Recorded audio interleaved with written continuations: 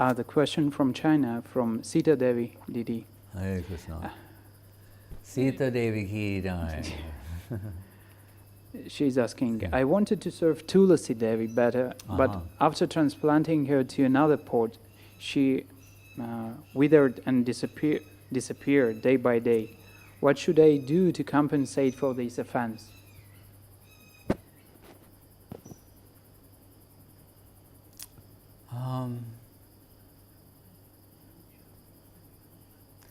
It is the nature of a devotee to think of themselves as an offender. It's a peculiar thing. Find even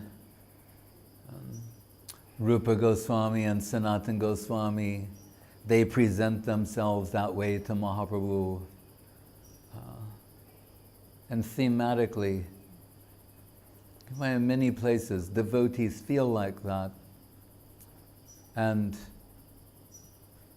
that's part of Vaishnava culture.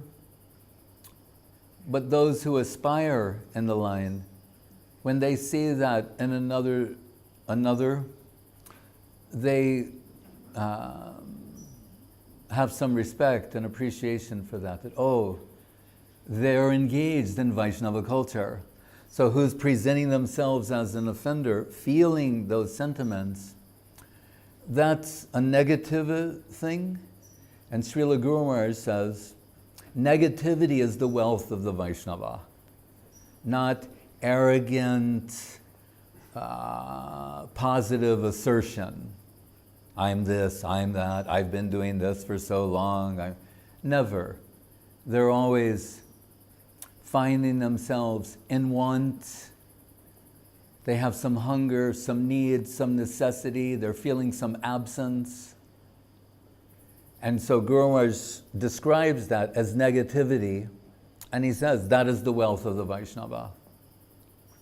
Because in this context, because we should say, preface our remarks by saying, in general New Age philosophy, philosophical thinking, the idea is like, negativity is bad, you stay away from, and focus on the positive.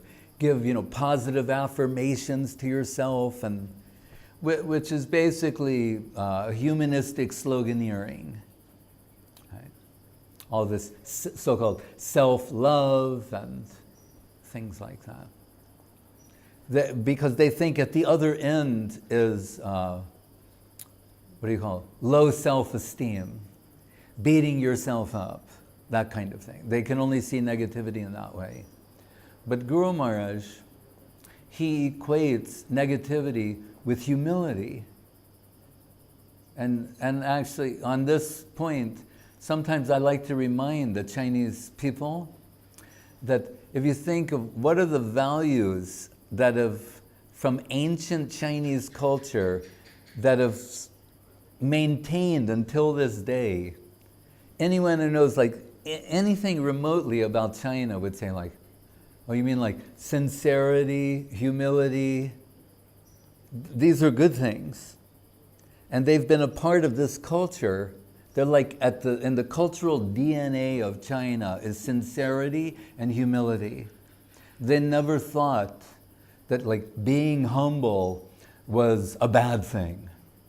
Someone once thought like that for a while.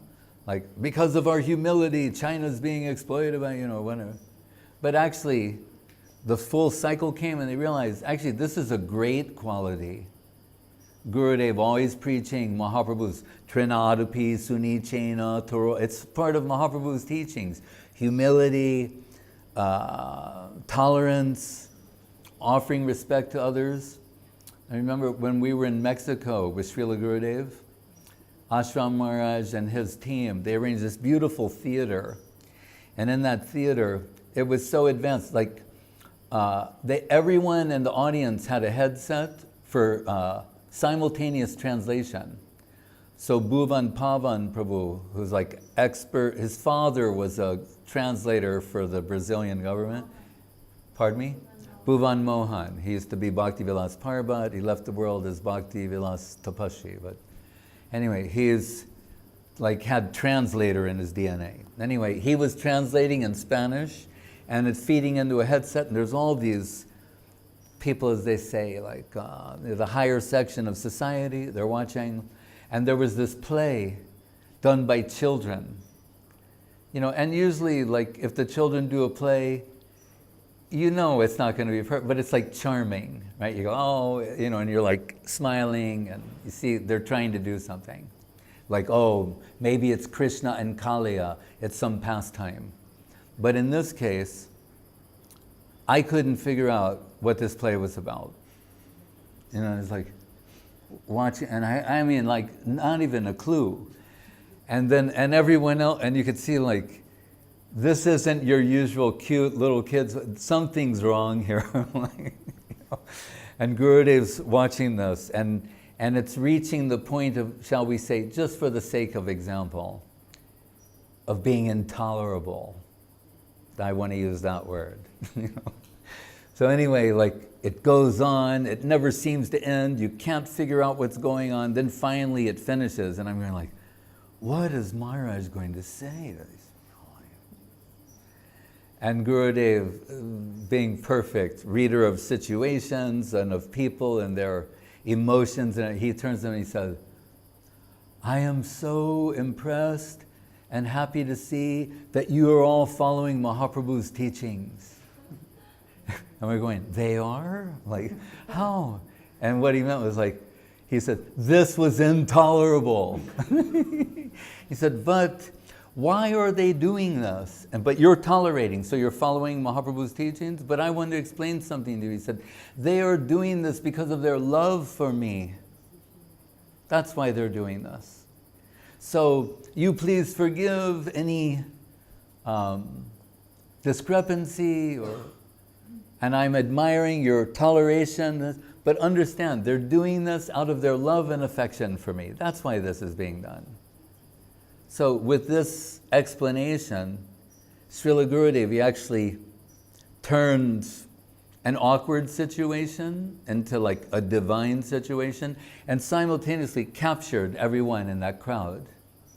But he's saying, but by your following this principle of being, you know, tolerating what is otherwise intolerable, and then with humility, Guru said, so it's a negativity, but negativity with power. Just like the electrical current. Is Jyoti here? No, all right, anyway. But maybe disciples of Jyoti are here. Who know, you have like positive and negative current and the electrical thing. Like that's what makes it work. It has to be positive and negative. So they work together. When they work together, it's very powerful. Negative has its thing, but when they come together, that's the greatest power. So in this case, Guru Maharaj is saying, Krishna is the supreme positive. The devotee is engaged in the culture of negativity, saying, Krishna's so great, he's so wonderful, his devotees, and I am tiny, insignificant, small soul, you know, who has no value of her own independently, but that puts me in the need of the shelter of Krishna and his devotees, and I hope this is a sincere expression of my heart. Krishna's devotee, where every day we're worshiping Tulasi Devi. Vrindai Tulasi Devi Priyai Kesavashacha. Krishna Bhakti Prati Devi Satyavachai Namo Namo. We're saying, you can give devotion to Krishna. So we want to revere you and care for you. Our seva to you will be, you know, watering, pruning, taking care, singing the Tulsi, the praise of Tulsi Devi. Krishna only accepts offering with Tulsi Devi. But then sometimes, particularly in the beginning stages, devotees wonder like, how to do this. Oh, I did something wrong. Tulsi Devi left, or you know, is in a deplorable condition. And once Prabhupada, many things are said. I'm not the expert on caring for Tulsi Devi. As a Krishna Priya of Sokel, she's expert. But sometimes when they would ask Prabhupada, he would say, how do you care for a plant? And then they were like, oh, and he'd say, what would you do if you had some plant in your house? There's a particular way you would care for that. You should care for it in that way, but added with devotional mood, some praise, and there's some specific things about like not to pick her leaves on Ekadashi, things devotees know. But he's saying, but otherwise, common sense is, and that reminds me of Sureshwari's husband, Brisakapi, and I just feel I have such a sweet devotee and always helped me in the promotion of Guru Maharaj under all circumstances. But he was living in an apartment, a furnished apartment, for like 6 months. It means you get everything, couch, furniture, everything. And there were also plants there. So he watered them religiously for 6 months until one day one of the lease owner was visiting his apartment, and she said to him, these are artificial plants, right? Because he thought he was doing it like a real good job. So for 6 months he was watering artificial tree, artificial plant, And she said, they're not real, right? So that's on the other side. But Guru Maharaj, many times he would say, I take my stand on common sense. So you would find out, like, what does this plant need? How often, what's too little water, what's too much water? What's too little heat, what's too much? How much sun does it need? You find those things out. Right? Part of devotional service is using your intelligence. Right? We use our speech, our hearing, everything. So also our mind, our intelligence. So when some service has come to you, you use your intelligence how to do that service. So I understand her heart. She feels some painfulness, like, oh, I've offended, if we offend the devotees of the Lord, what can help us? But in the case of Tulasi Devi, it'll make us more mindful. And that will lead us to find, well, then how do you properly care for them? First thing Prabhupada was saying, the way you would care for a plant, which she's appearing in that form. And then, not now, but some devotees who have that seva, they can tell her some more specific things about that. But I would say try again. Either with the seeds from Tulasi Devi or a baby Tulasi Devi plant, and try. We know also she thrives better in some environments than others, and so different things we have to consider. But I remember in our New York temple, in the ISKCON days, it's like Moscow, freezing cold there, but they would make a little greenhouse, otherwise a hothouse, and found specific lights that were good, black light, this light, that light. You find out, by using your intelligence in service. So that she feels something. These words may not help her feel better, but that she feels something, I can say as observer, is a good thing. If you did not feel anything, that would be sad. But that you feel something means it's the negative indicator of positive achievement. So that's why Guru Maharaj said, negativity is the wealth of the devotee. That I am in want, I am an offender, I have some necessity. Krishnadas Kaviraj Goswami Prabhu, he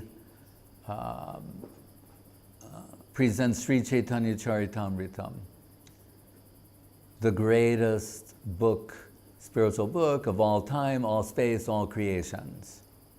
But he says in the beginning, by way of introducing himself, Jagai madhai hoite muise papishta purishe rakita hoite muise lagishta. I'm more sinful than Jagai and Madhai.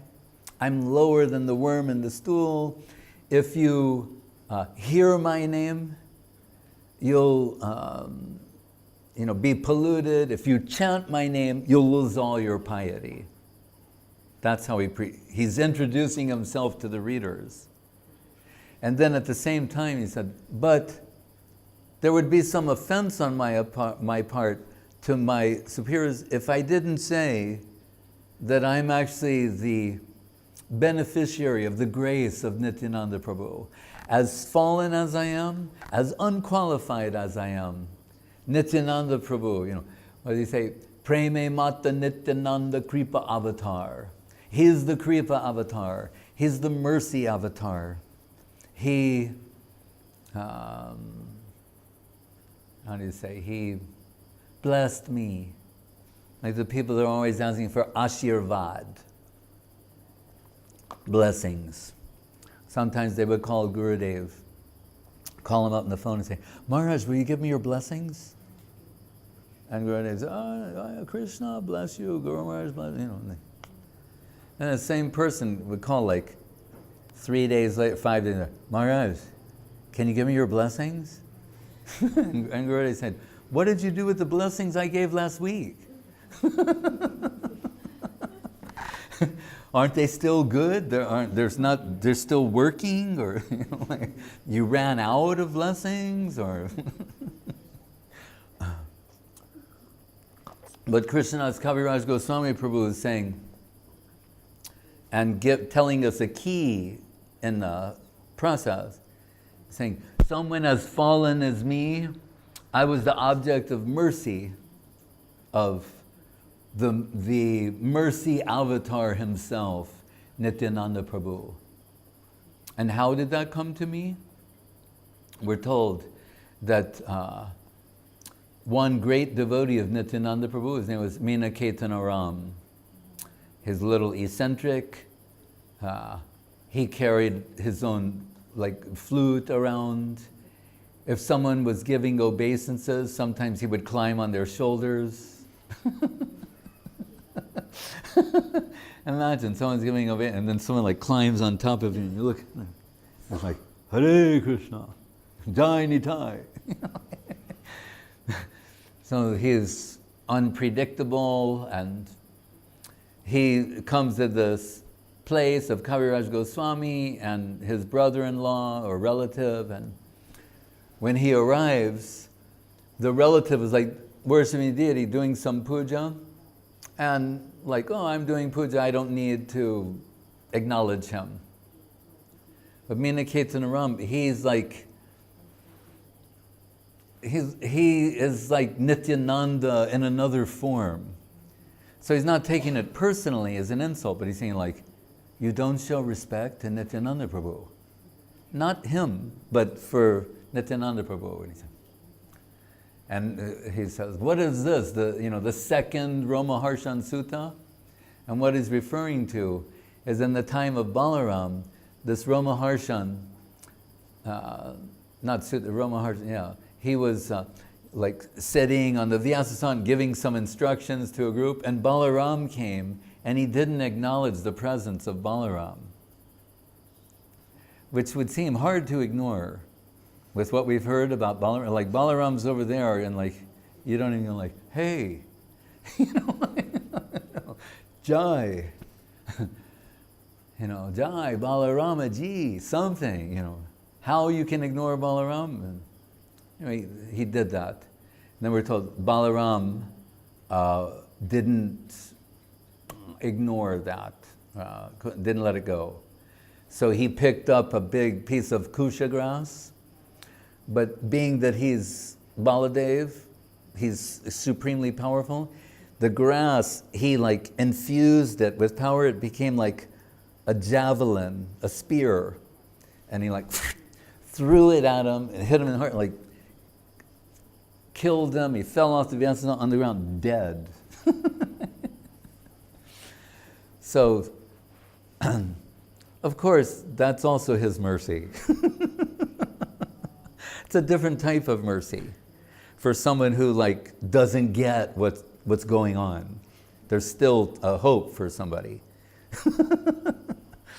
But so Meena Ketanaraam saying is this not the second Rome? So you can understand something bad is going to happen. Saying, what is this? And he's very hurt. Again, it's not false ego, it's for his Lord. So he breaks his flute and goes, and he's very upset. And so never upset. He's one of the Dwadasha Gopal, 12 principal cowherd boy associates of Nityananda Prabhu. That's who he is. He's with him in every Leela, every pastime, everywhere, eternally. So Krishna's Kaviraj Goswami, later he's talking to his relative and says, you don't understand what you've done. He said, what? And he said, your thinking is guilty of the Nyai is Vedic logic. He said and there are sutras for the Nyai. He said there's a faulty logic called Ardha Kukiya Nyai, which means the false logic of half a hen. So it means the hen, the chicken, gives an egg. So someone says, I like the half that gives the egg, but I don't want to feed the face. So in logic, in Nyai, they say, this is a fault. And he's saying, you present yourself to the world ostensibly as a devotee of Sri Chaitanya Dev. You say, you're presenting yourself in the world in that way. He said, but everyone who knows anything about Mahaprabhu knows how dear, there's no one more dear to him than Nityananda Prabhu. In fact, who was it? Either Srivas or Advaita? Srivas. He once gave dandavats to Mahaprabhu first in the presence of Nityananda, and Mahaprabhu said, this is unacceptable. You don't understand my nitai. You always must, we always say nitai Gauranga. So Nityananda first, and then you can approach me. And it was a higher devotee. We understand it's Leela, it's to teach everyone. But we cannot possibly understand how dear Nityananda Prabhu is to Mahaprabhu. And if we think, as we've told in Guru Maharaj's line of thought, Balaram's the first other than Krishna. And so you would think, Krishna's first other than himself, so if we want to say so-called expansion, you would think, well, that person, they would be very much like Krishna. And that's true. Balaram is considered, for how we say, all intents and purposes, equal to Krishna. It's negligible, the difference. But what's interesting is, he's not in the mood of Krishna. He turns to Krishna and he wants to offer himself in service. So it says, Ekala Ishwara Krishna Arsabritya. That verse, it says there's one Ishwara, Supreme Controller Krishna, like in the Brahma Samhita. Ishwara Parama Krishna Sachidananda Vigraha Anadi Adir Govinda Sarva Karna Karnam. This Balaram, who's Krishna's equal in every way imaginable, but looks a little different than Krishna. He only wants to serve Krishna. He's madly in love with Krishna and only wants to serve him. Why is his name like Shesh or Ananta? It means Ananta, he has unlimited ideas how to serve Krishna. And Shesh means the ultimate end is devotion to Krishna and service to Krishna. He expresses that. And he, with his thousands of heads as Ananta Shesh, is eternally glorifying Krishna. But how much does he love Krishna? I'm told he is the chair, expands himself, chair, garments, sacred thread. Not that. Where's it? Sacred thread, his cushion, his pillow, when Vishnu lies down on Shesha, his bed. Guru Maharaj says, remember, what type of infinite is Krishna? His bed is infinite. So the infinite is lying on a bed of infinite. And I thought, there are love poetry and songs where one lover, usually the male, they're expressing towards the female saying like, I want to be the ground that you walk on. And we think, oh, it's like a sweet, poetic, romantic sentiment. But in Balaram, it's actually achieved. It goes beyond poetry. He is the ground that Krishna walks on. The loving soil that he is the chair that Krishna is. He has become the clothes that are adorning Krishna. This is how much he loves Krishna and wants to be with Krishna, and how much Krishna wants to be with him. We're told when, we were talking about when Nityananda Prabhu appeared and Birachandrapur, and how much beloved he was by his father Hadai Pandit, his mother Padmavati, that he, on the plea of one sannyasi who needed an assistant, he goes touring the holy places. But we're told that really he's waiting for, Nitai is waiting for Gauranga. But of course he knows he's in his early pastimes in Navadvip, as we told recently. The childhood pastimes, the pastimes of being a scholar, teacher, etc. But he's waiting like for that call, when we're going to join together again, the two of us, Krishna and Balaram, Gaur and Nitai, Gaur and Nityananda. So he's visiting holy places, he goes to Vrindavan. When he sees the place of their childhood pastimes as Krishna and Balaram, he's just so he falls to the ground in ecstasy. He's like Ganga, like tears are coming from his, he's crawling on, realize this is the house where, of Nanda Bhavan and things like that. And people are astonished to see him. But at one point he says, there are no deities of Krishna here. Where's Krishna? And the response comes and they say, he's appeared in Navadvip. Oh, my Lord Krishna. Yes, Krishna's, but little different. Same, but different. And so he starts making his way towards Navadvip. We're told, Mahaprabhu, he's in Navadvip, but like Nimai Pandit portion of the pastimes, transitioning to Gaurahari, going towards the sannyasa. But he's also, it's beyond what we can see, how much love and affection they have. He can't wait for Nityananda to come. We're told he's crying out Bap Pundarik for Pundarik Vidyanidhi, Radharani's father. But Nityananda, he's so eager, waiting for him. And he has this dream where he sees, like, we can say Balaram, Nityanandaram, on a chariot, on Baladev's chariot, like furiously riding horses, driving towards Navadvip. So Nimai Pandit tells, who was it, Srivas Thakur and I think Haridas Thakur, to search, or Mukunda, I can't remember, maybe Srivas. Anyway, to search Navadvip. He's saying, an auspicious personality is coming. Try and find him. And they go searching. And we could say, really, they have the spiritual capacity to like GPS on Nityananda. But in this pastime, they come back empty-handed.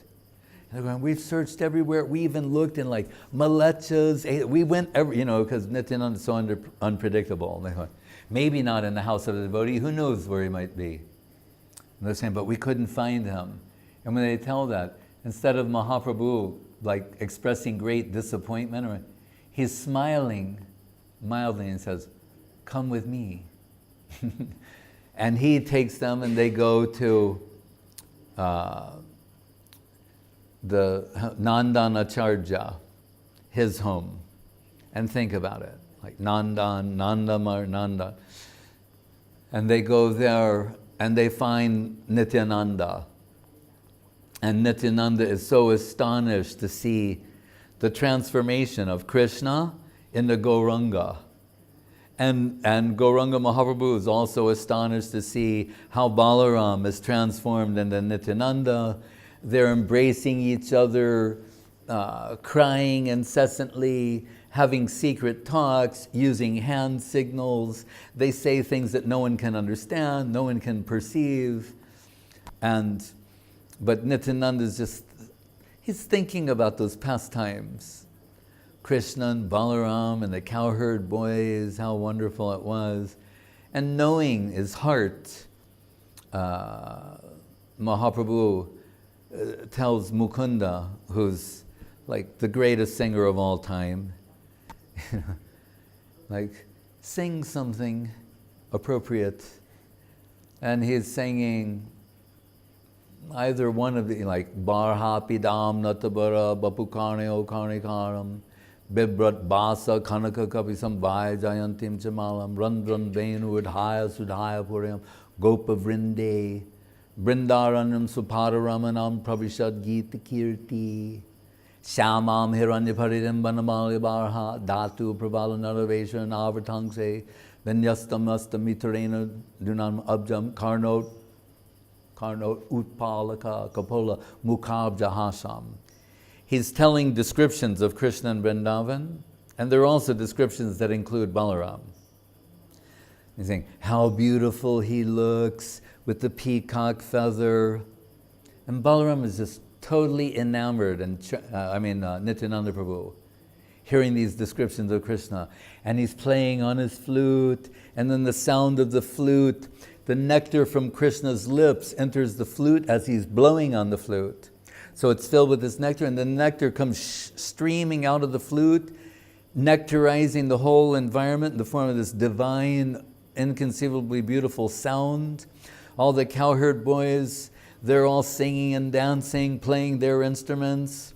Krishna's fluting. The Braja Gopis are in the balcony, looking. Krishna, out of the corner of his eyes, is looking at Radharani and the Braja Gopis. And Balaram is there. He's singing and dancing. They all have their lunch kits from Mother Yasoda and all the cowherd ladies. And it's such a beautiful scene. The last line Guru says, Vrindaranam Swapadaramanam Pravishad Gita Kirti. And what? Inconceivable of inconceivable thing. What to speak of this scene? The earth, who's the lady? The earth, she's shivering in conjugal ecstasy due to the touch of the lotus feet of Krishna. So what is Vrindavan? And what is that place? Hearing it and the other one saying Krishna, he's wearing the Vaijayanti Vrindavan flower garland. He has his arm on Balaram. He likes to lean on Balaram. Other cowherd boys too, but like Balaram. And he's twirling a lotus flower. We're told the wives of the Brahmin, when the lotus flower is going like this, their hearts are going like that, and they're on the verge of fainting. They're also filled with conjugal ecstasy, like Krishna's making their hearts whirl. And he thinks it's a beautiful, happy scene. Hearing this, Nityananda Prabhu, he faints in ecstasy. And he can't believe the situation. Here they are again, but in these new divine forms.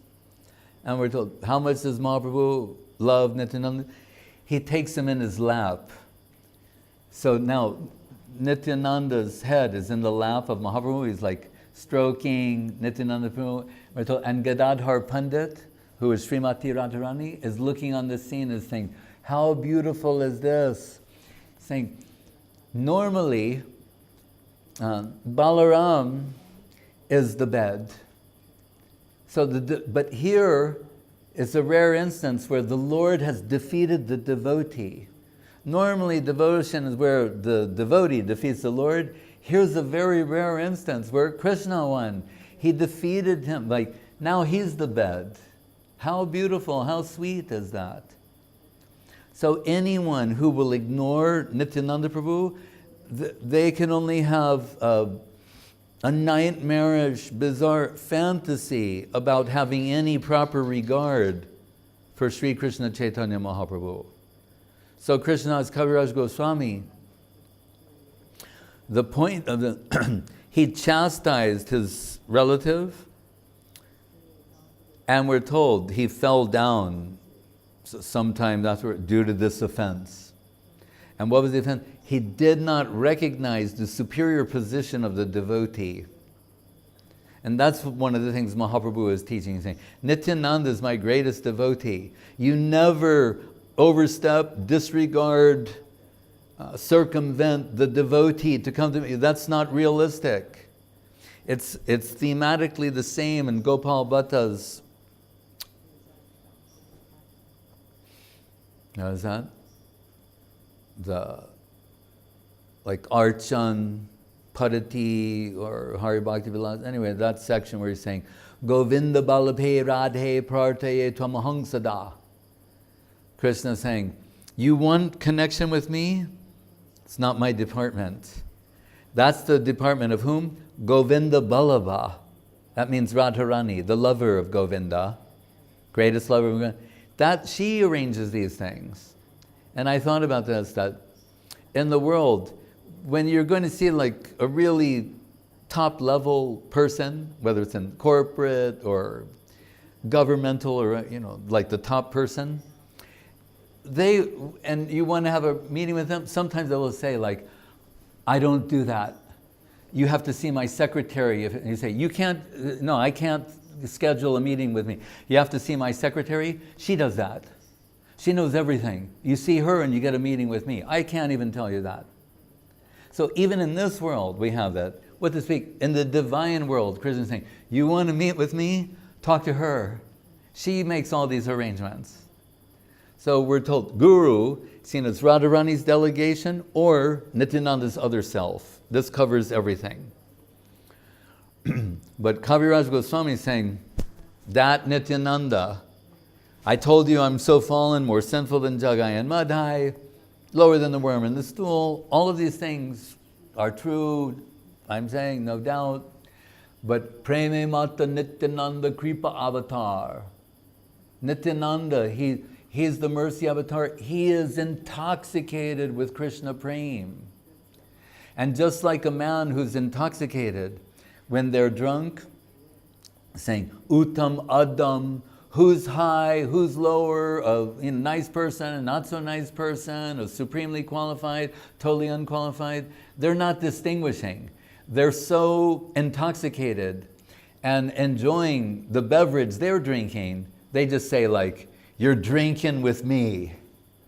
Now you're going to drink what I drink. I want everyone to drink what I'm drinking. And he's saying, so Nityananda being intoxicated with Krishna Prem, he's mercifully sharing that divine nectaring substance with everyone. And so Kaviraj Goswami is saying, this is how my good fortune came to me. That evening I went to sleep, and then the dream, Nityananda was there. And he said, and he was deeply intoxicated with Krishna Prem, chanting, Krishna, Krishna, and rolling back and forth, staggering in his intoxication. He said there were bees humming around his garland. He was surrounded by his eternal associates, and he said, Krishna Das, now you go to Vrindavan, and there all your heart's desires will be fulfilled. So Kaviraj Goswami said, it's because of the mercy of Nityananda Prabhu and Nityananda Prabhu alone that I was given entrance in the Vrindavan. I went to Vrindavan. There, this inspiration came down to me to present Charitamritam. The Madan Mohan deity certified, as did all the other senior devotees, and therefore I've humbly taken up this work.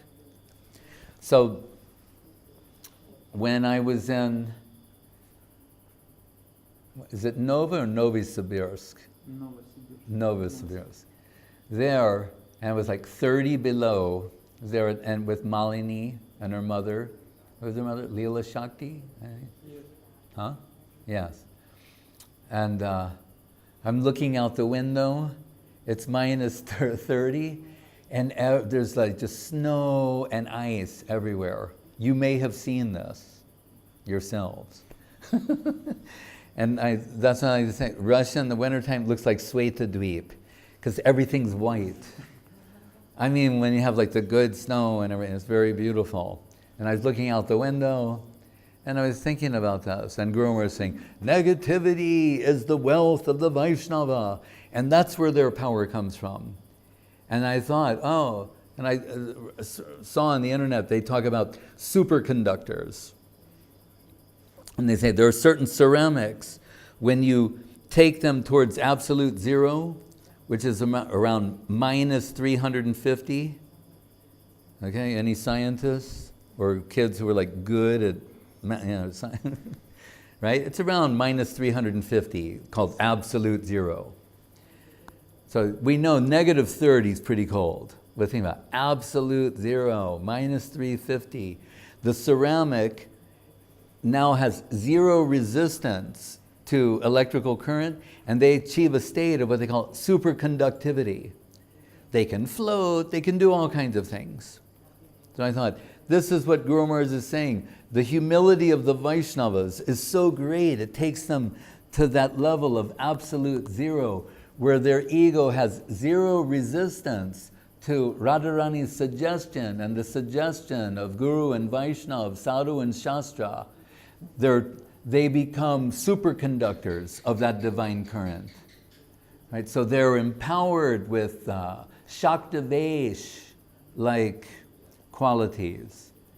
So that the depth of that negativity is not low self-esteem, but what it tells us is how high is his estimation of Mahaprabhu, Krishna, these pastimes, that he's really the substantial person to be the conduit through which these divine pastimes are expressed in the world.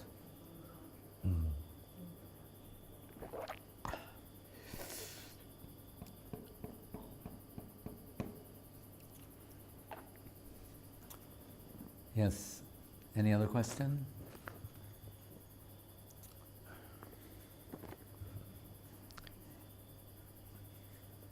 There are two questions that are interrelevant, so I will merge them. One is from Gupta Govardhan, another from China, from Lakshmirani Didi. So Lakshmirani asks, how can we never forget to serve Krishna? And question from Gupta Govardhan is, we hear that service to the Lord should be incessant. Why is it so important?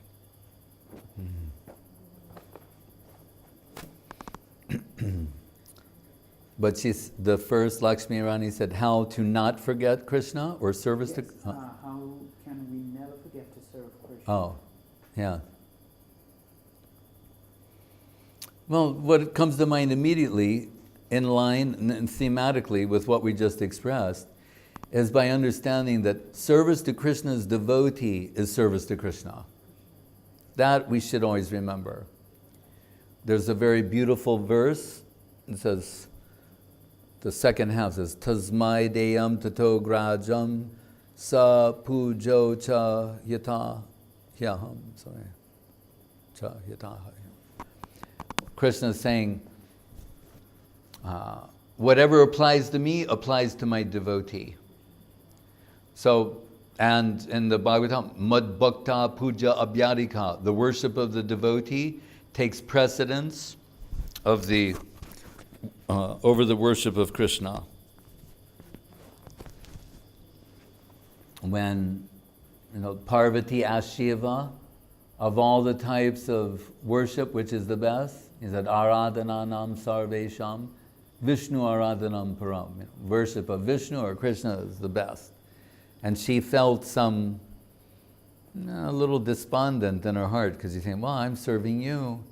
But the second half of the verse comes, Tasmat Devi, what is it? Tasmat Parataram Devi Tadiyanam Samarchanam. But higher than that, better than that, is the worship of who is dear to Krishna. That means the devotee. So really, proper service to Krishna is to serve his devotees, and through them, our service to Krishna is transacted. We don't try to serve Krishna directly. And what was the second part? We heard that service to the Lord should be incessant. Why it is so important? Well, there's a general idea and something very specific. So,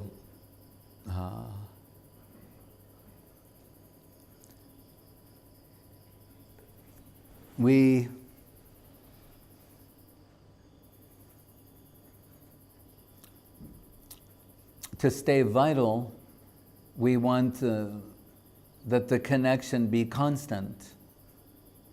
Right? It's a current. It's like a current, like we have electrical current. Right? If it's disconnected for a short time, then if it's connected even for a short time, we're in darkness. So we want to be always on, right? We always want to maintain that connection. Service has been compared to a current. Without that current, it's a shell of the substantial thing. So we want it to be constant. Then there's a constant source of illumination, right? And revealing of substance. But what I like to say is that sometimes Guru Maharaj, he would say, 24 hours service is only possible in Madhura Rasa. Now we're going to a higher consideration. Because we think, well, wait, what are you saying? Yashoda's not serving 24 hours a day? No, now we're qualifying the statement. So what Guru Maharaj is saying in a very delightful way, he said, well, Yashoda, she wants Krishna, she's his mother and has motherly sentiments. He's herding the cows and it's very labor intensive. She wants him to get a good night's sleep because tomorrow more cow herding. He said, while Radharani and Braja Gopis, they want to meet Krishna at night, in the dead of night, in the depths of the Vrindavan forest. So he'd sometimes say, like with a little smile, like, so Vatsalya Rasa and Madhura Rasa, they're antagonistic towards one another. She wants him to get a good night's sleep. They want him to sneak out of his house and rendezvous with them in the forest. So Guru Maharaj would say, 24 hours seva is only possible in Madhura Rasa because they're serving Krishna all night. And there's also a very beautiful verse in the Bhagavad Gita. It says, Mahatmanas tu mam parta devim prakritim asrita bhajan tvananya manaso gyatva bhutadim avyayam. And I remember many years ago, after I started hearing from Guru Maharaj and coming under the influence of his conception, I was looking at this in the Bhagavad Gita. And it's generally Mahatmas, it would be written like the great souls, or Devi Prakriti, or sheltered under the superior. They're always incessantly glorifying, Krishna, something like that, worshipping Krishna. But then I thought, in Guru Maharaj's line of thinking, his ontological method, and I thought, well, what if we get more specific and say Mahatmas, great soul, but of great souls, who are the greatest souls of great souls? It must mean Braja Gopis. And it says, Devim Prakriti Masrita, the Devi Prakriti who are completely sheltered there, that must mean Braja Gopis. And then Guru Maharaj, Bhajan Twananya. That means Bhajan, Ananya, but it's unbroken, it's incessant, it's 24 hours. So we could say that this sloka is saying that Mahatmanastamam Partha, Devim Prakriti Masri, Bhajan, that the Braja Gopis under the direction of Radharani, the Devi Prakriti, they're 24 hours engaged in incessant worship of Krishna, which includes those evening pastimes. So there's different ways of looking at it, but incessant is good. Satatam kirtiyanto mam yattantastra dridhavrita namasyantasya bhukta nitya yukta upasate. Saying always, they're eternally glorifying Krishna, non-stop.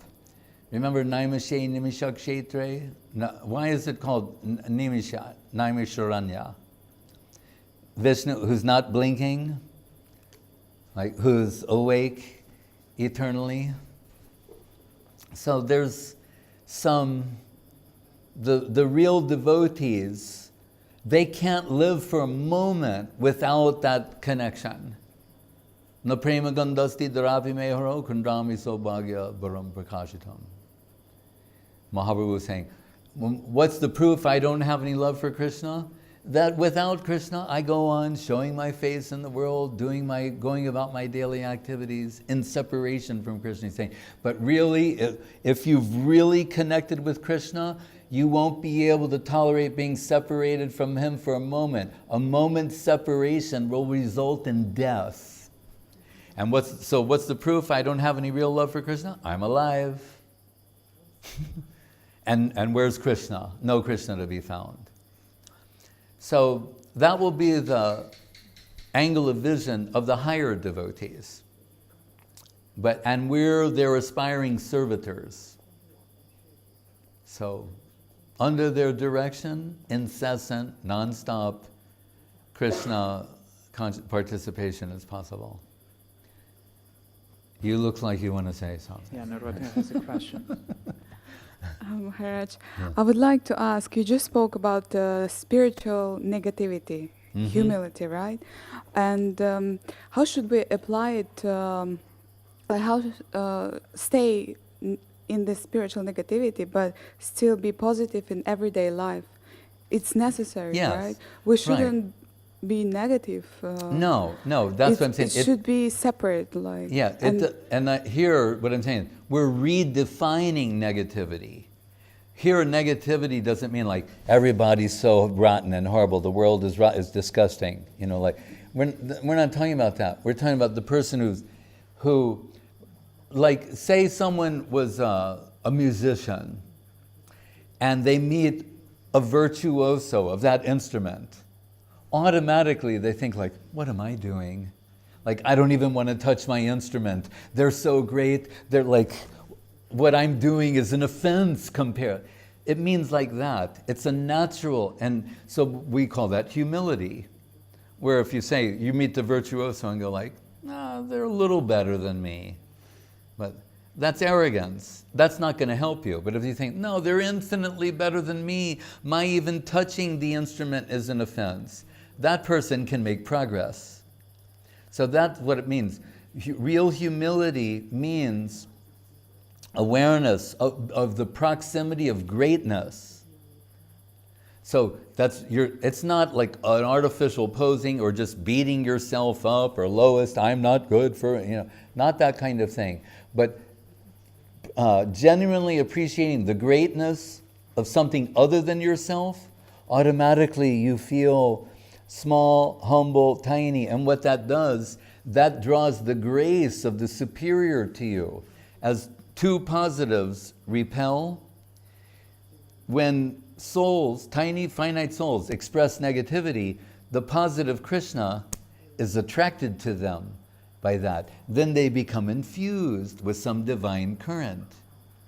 So again, but this is spiritual culture.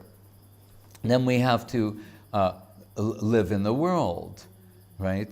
And ironically, in the modern world, and just we could say women in particular, it's ironic that in the modern world, women are being told that they should be not only, lean in, assertive, but to the point of being like male aggressive, to like compete in this like Darwinian survival of the fittest contest, the Hunger Games or whatever's going on out there. Like, so women are told like, your natural feminine qualities won't be an asset in this environment.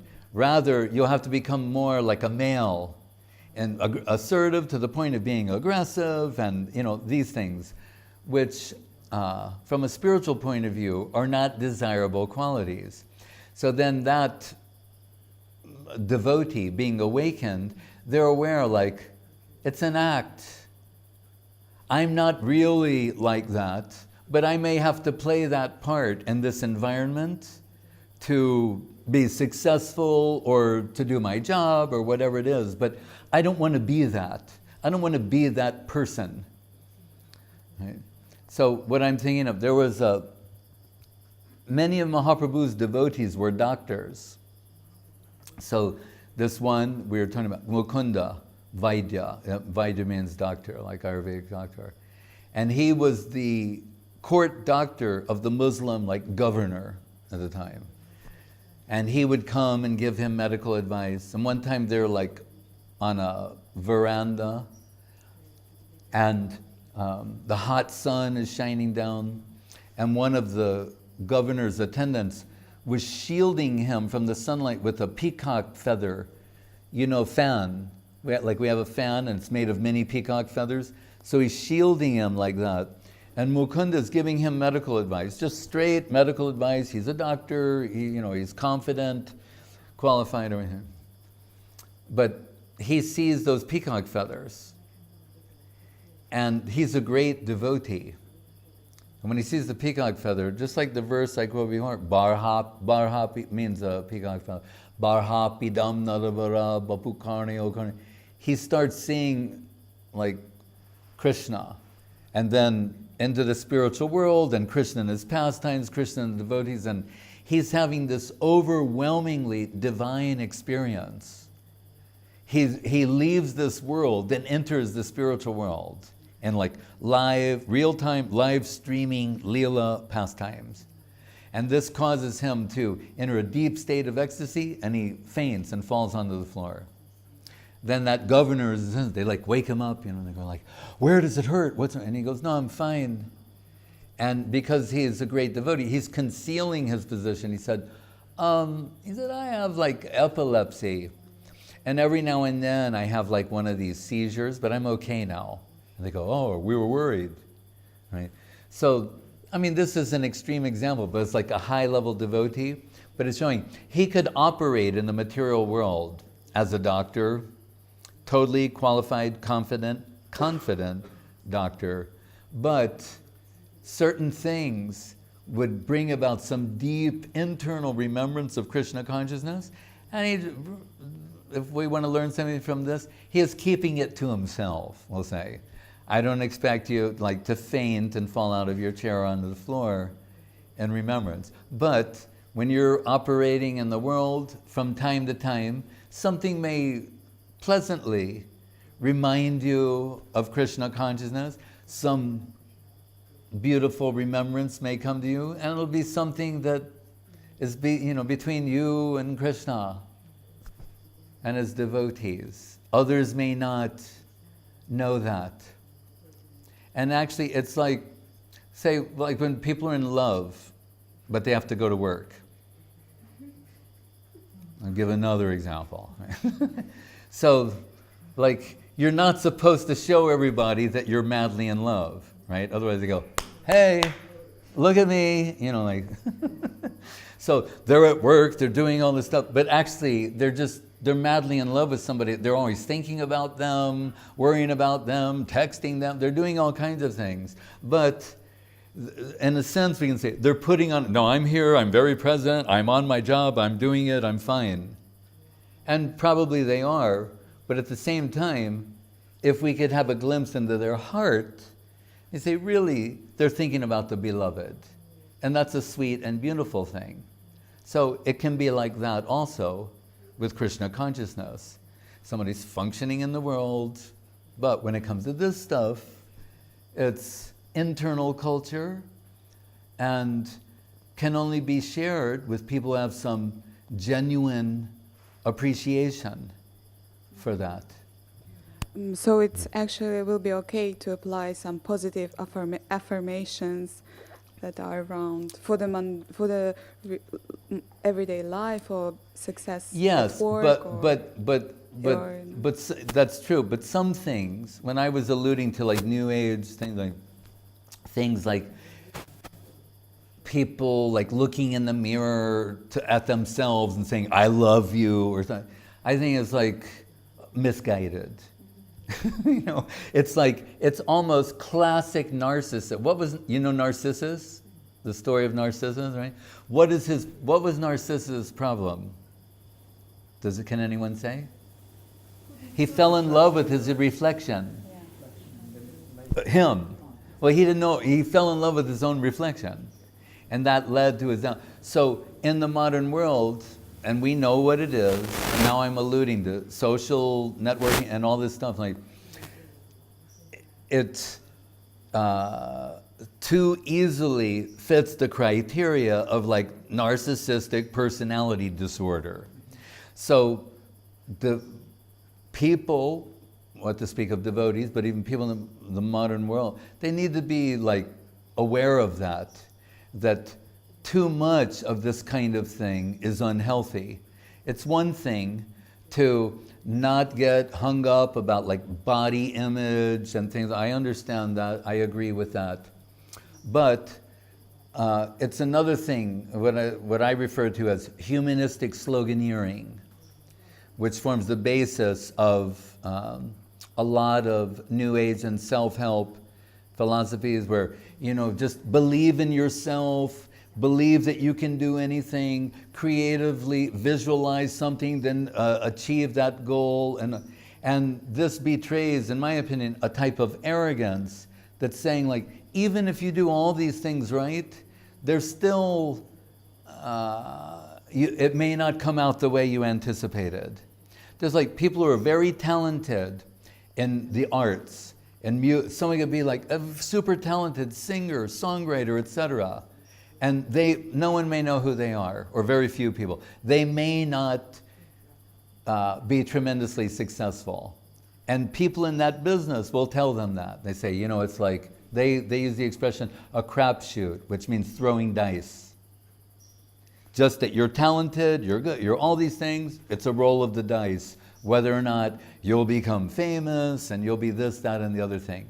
So to tell someone, basically, that you can control the world by creative visualization. You will, whatever it is you want, you will achieve that if you just visualize that and do what? Believe in you. Not in any higher power or anything else, just in yourself and your abilities alone, you will get this.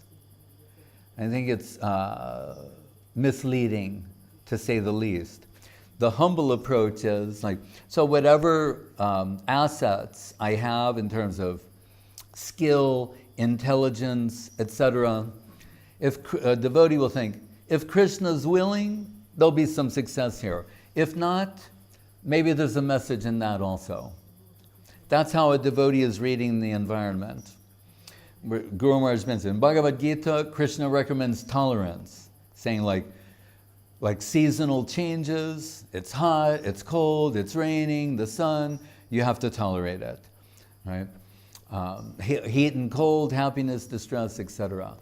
But in the Srimad Bhagavatam, Guru Maharaj says, it goes deeper and says, whatever circumstances, karmic circumstances you find yourself in, sometimes or often they may not be to your liking, and you may feel some resentment about that, like, what am I doing wrong? Or I think I'm a good person, I'm trying to do good things, I'm not getting the result that I anticipated. He said, understand, On a deeper examination, yeah, superficially it's undesirable and making us unhappy. It's a cause of anxiety. So, but if you look deeper, he said, you will see in the background the friendly hand of Krishna. He's who's controlling everything, and we must admit it's beyond our control. Right? So he said, who is controlling everything? This we need to understand. Is my friend or my enemy? Has my self-interest at heart? Do I have a representation in the Absolute? Or the Absolute's just a insensitive, megalomaniacal, who just like doesn't care about anyone except himself? Will that be our conception of God or the Supreme Being? Or as here in this world, that we can care about other people, be sensitive to their needs? Like, so is he, in principle, inimical to us, an enemy, or a friend? The Bhagavad Gita says, in this famous verse, Bhoktaram yagya tapasam sarvaloka maheshwaram. Krishna is the supreme enjoyer. Everything's meant for his pleasure, not to please you or me. We notice that. Sometimes things happen that are displeasing, that we did not authorize. You know? So they're saying, but ultimately everything's for his pleasure. And that person for whom, not a blade of grass moves without his will, everything's meant to please him. The next line comes and says, Suhridam sarvadehinam, he's your dearmost friend. Guru Maharaj was speaking in a light way. He referred to the American Revolution, where they had a saying, when they're breaking away from the King of England, one of their slogans was, no taxation without representation. They're saying some king is sitting in England just making the tax go up, and he doesn't know who we are, what is our situation? And Guru Maharaj said, so do we think Krishna's like that? We're going, no tax, Krishna, do you understand my situation? And what we're being told, he understands your situation better than you do. He tells Arjuna in Bhagavad Gita, many births you and I have had, I remember all of them, you don't. So actually, he knows us better than we know ourselves. And that person is in control of everything and is not arranging the environment and karmic circumstances that are meant to take us down, but rather to promote us.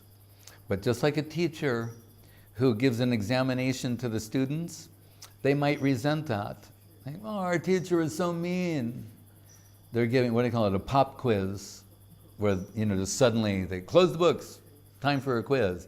Oh, our teacher is so mean. No, actually the teacher likes you and wants you to go to the next level, but needs to test you to certify you to go to the next level. So we find ourselves in circumstances sometimes that are not to our liking. They're not meant to take you down, but rather meant to promote you. So a devotee will think their mindset will be, by the grace of Krishna and Guru and the Vaishnavas, my life can be successful. With their grace, everything will come that's meant for me. It'll all be fine. But we should proceed in actions anyway. Yes, it's not right. waiting for the... No, exactly. Like Guru Maharaj liked to quote the saying, God helps those who help themselves. So you can't sit there and go like, okay, I'm waiting. No, what are you doing? So we're told there's two types of surrender. The one surrender is compared to the cat, the other one the monkey. So monkeys, baby monkeys, hold on to the mother and they get carried by the mother, but they have to hold on. The cat, we know, with her teeth, she picks up the kitten and carries it around. So we're told, for us, in the lower stage, what's recommended is the type of surrender of the monkey. That means, hold on, God helps those that help themselves. You've got to do something. And then you'll get so much help and forward movement. But what about the cat surrender? That's like, the super high devotees who are, they're practically not in this world, them Krishna is taking care of like kittens, doing everything. They're already wholly given over to him. But in our position, correct, we have to do something to show our sincerity. It's not that we'll just sit there, okay, Krishna, now blow my mind with something really good. So, but we won't think like, my success is dependent upon me. We'll think, yes, it's dependent on me participating and giving what I've got to give, everything. But Krishna knows. It's ultimately meant to please him. If this is good for me and my spiritual life, then it'll happen. I mean, this is the mindset of a devotee. And although I thought I wanted this and it didn't come to me, and Krishna's in the background, so maybe it was not good for me. And that's why it's not come to me, even with so much endeavor. That's spiritual culture. Hare Krishna.